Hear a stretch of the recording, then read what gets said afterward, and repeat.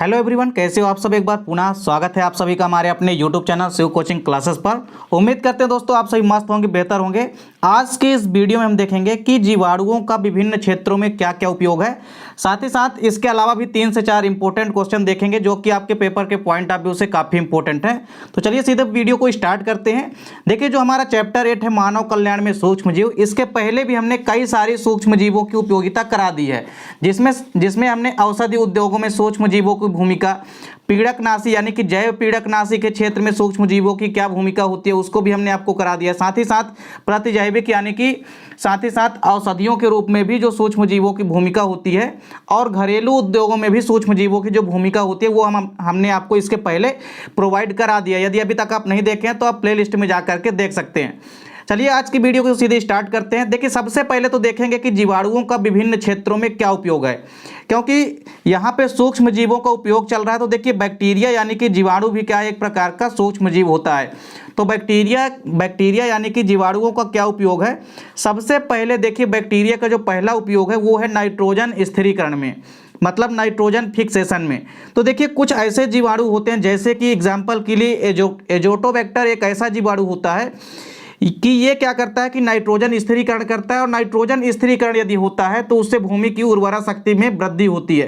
तो एजोटोबैक्टर के अलावा एक और बैक्टीरिया भी यहाँ पे आप लिख सकते हैं, क्लास्ट्रीडियम। क्लास्ट्रीडियम भी एक ऐसा बैक्टीरिया है जो कि नाइट्रोजन का स्थिरीकरण करता है और भूमि की उर्वरा शक्ति को बढ़ाता है।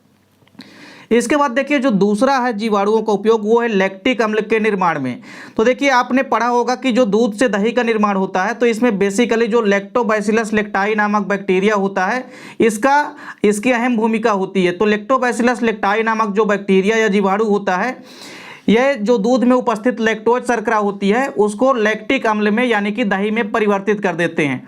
तो दूध में उपस्थित जो लैक्टोज होता है, दूध में यदि कोई पूछे कौन सा सुक्रोज होता है तो लैक्टोज होता है, और लैक्टोज क्या होता है, एक डाइसेकेराइड होता है, और यह लैक्टेज नामक एंजाइम की उपस्थिति में लैक्टिक अम्ल में परिवर्तित हो जाता है यानी कि रूपांतरित हो जाता है।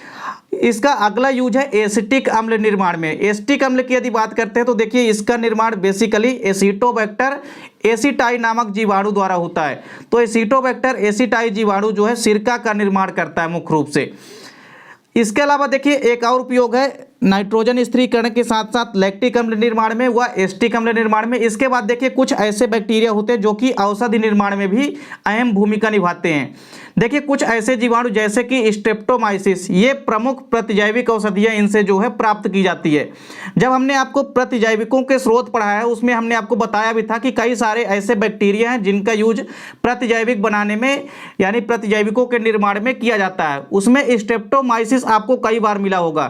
तो कुछ ऐसे जीवाणु होते हैं जैसे कि स्ट्रेप्टोमाइसिस, ये प्रमुख रूप से प्रतिजैविक औषधियों का स्रोत होता है।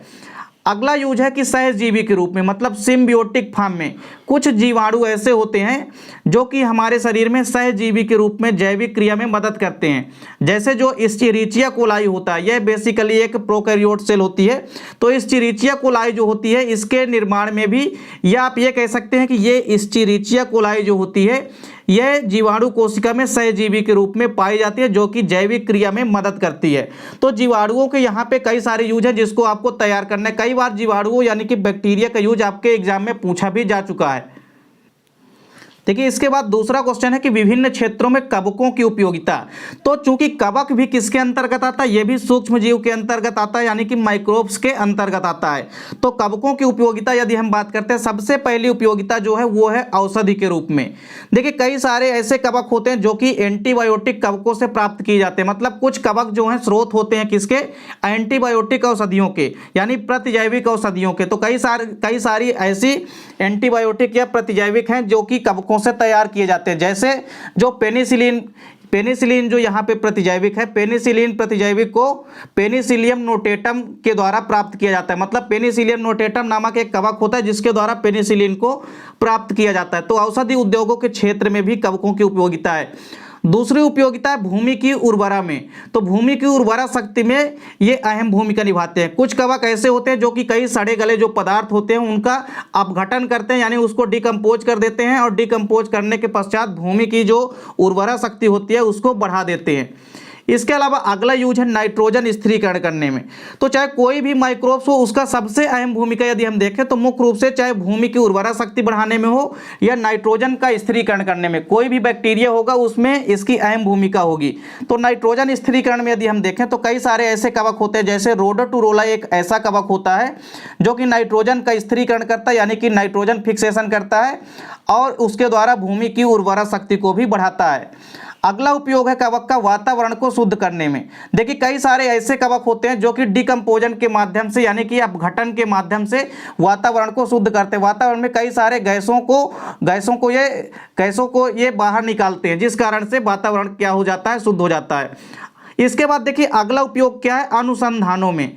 तो कई सारे ऐसे कवक होते हैं जैसे कि न्यूरोस्पोरा, इसका उपयोग जो है कई जगह जो है अनुसंधानों में, यानी आनुवंशिकी बेसिकली जेनेटिक्स के क्षेत्र में तथा कई प्रकार के अनुसंधानों में भी इसका उपयोग किया जाता है।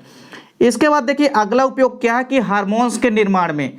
कई सारे ऐसे कवक होते हैं जिनका यूज हार्मोन्स के निर्माण में भी किया जाता है, जैसे जो जिब्रेलिन नामक हार्मोन्स होता है वो जिब्रेला फ्यूजिकुराई नामक कवक से प्राप्त किया जाता है। जिब्रेलिन जो कि एक प्रमुख पादप हार्मोन्स होता है और पादप की वृद्धि के लिए आवश्यक हार्मोन्स होता है। जिब्रेलिन नामक जो हार्मोन्स होता है यह जिब्रेला फ्यूजिकुराई नामक कवक से प्राप्त किया जाता है। मतलब जिब्रेला फ्यूजिकुराई कवक यहाँ पे स्रोत होता है किसका, जिब्रेलिन नामक हार्मोन्स का। तो हार्मोन्स के निर्माण में भी कवक की अहम भूमिका होती है। देखिए इसके बाद आज का तीसरा क्वेश्चन क्या है कि जैविक यानी कि बायोलॉजिकल ऑक्सीजन डिमांड क्या होती है। ये क्वेश्चन भी आपके पेपर में 2 से 3 नंबर में कई बार पूछा गया है। तो देखिए जैविक यानी कि जैविक ऑक्सीजन मांग, या आप कह सकते हैं बायोलॉजिकल ऑक्सीजन डिमांड। इसका आपको शॉर्ट फॉर्म में दिया है बीओडी। बीओडी का मतलब होता है बायोलॉजिकल ऑक्सीजन डिमांड। कई बार आपसे वस्तुनिष्ठ क्वेश्चन में भी पूछा जाता है बीओडी का फुल फॉर्म। देखिए बीओडी की यदि हम बात करते हैं तो जैविक ऑक्सीजन मांग, जैसा कि नाम से स्पष्ट है कि जैविक ऑक्सीजन की मांग। तो जैविक ऑक्सीजन की मांग की यदि हम बात करते हैं तो यह एक विशिष्ट समय अवधि पर किसी निश्चित तापमान पर दिए गए पानी की जो अवधि होती है उस पर किसी निश्चित तापमान पर दिए गए पानी के नमूने में कार्बनिक पदार्थों को तोड़ने के लिए वायवीय जैविक जीवों द्वारा ऑक्सीजन की आवश्यकता होती है। देखिए कोई भी कार्बनिक पदार्थ है उसको तोड़ने के लिए एक निश्चित समय पर तथा एक निश्चित तापमान पर जो ऑक्सीजन की आवश्यकता होती है उसकी मांग ही क्या कहलाती है, जैविक ऑक्सीजन मांग कहलाती है। मतलब किसी भी कार्बनिक पदार्थ यानी ऑर्गेनिक कंपोनेंट्स को तोड़ने के लिए एक निश्चित समय पर तथा एक निश्चित तापमान पर जो दिए गए पानी का नमूना होता है उसमें कितनी ऑक्सीजन की आवश्यकता होती है, तो उस ऑक्सीजन की आवश्यकता को ही क्या कहते हैं, जैविक ऑक्सीजन मांग यानी कि बायोलॉजिकल ऑक्सीजन डिमांड।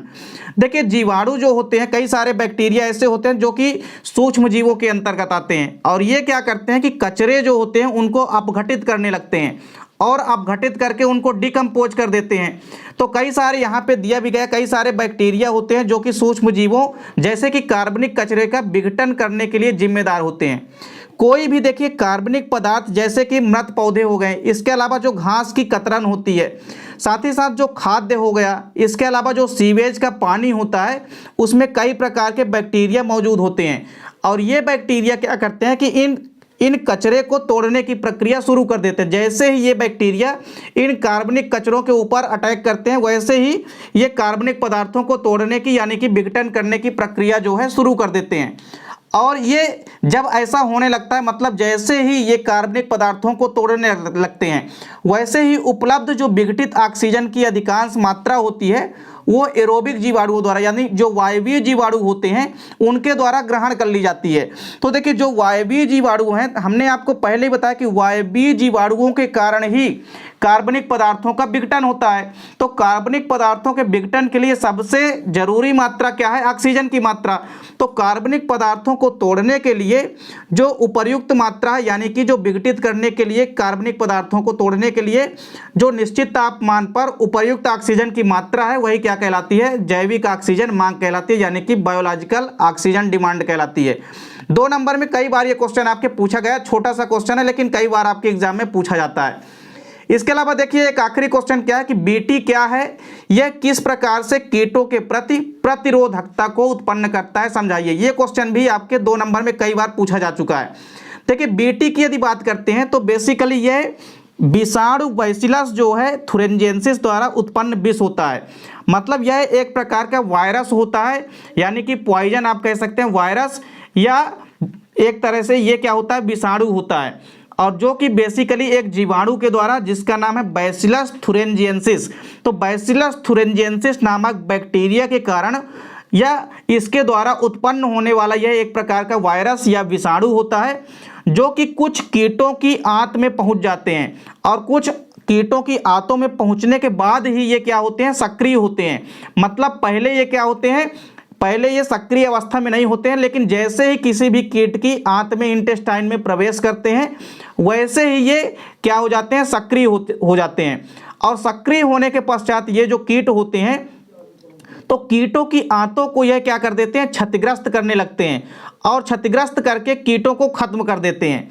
और इस कारण से ही इसका उपयोग जो है जैव तकनीकी में कीट प्रतिरोधी फसलें विकसित करने में भी किया जाता है। तो कुल मिलाकर के जो बीटी है, यह बीटी काटन इसका पूरा नाम है। यह बीटी काटन जो है एक प्रकार से विषाणु यानी कि वायरस होता है, जो कि एक विशिष्ट प्रकार के जीवाणु जिसका नाम है बैसिलस थुरिंजेंसिस के द्वारा उत्पन्न होता है। और यह क्या करता है कि कुछ कीटों की आंत में पहुंचने के बाद सक्रिय हो जाते हैं, और कीटों की आंतों को यह क्या करने लगते हैं, क्षतिग्रस्त करने लगते हैं, यानी कि नुकसान पहुंचाने लगते हैं।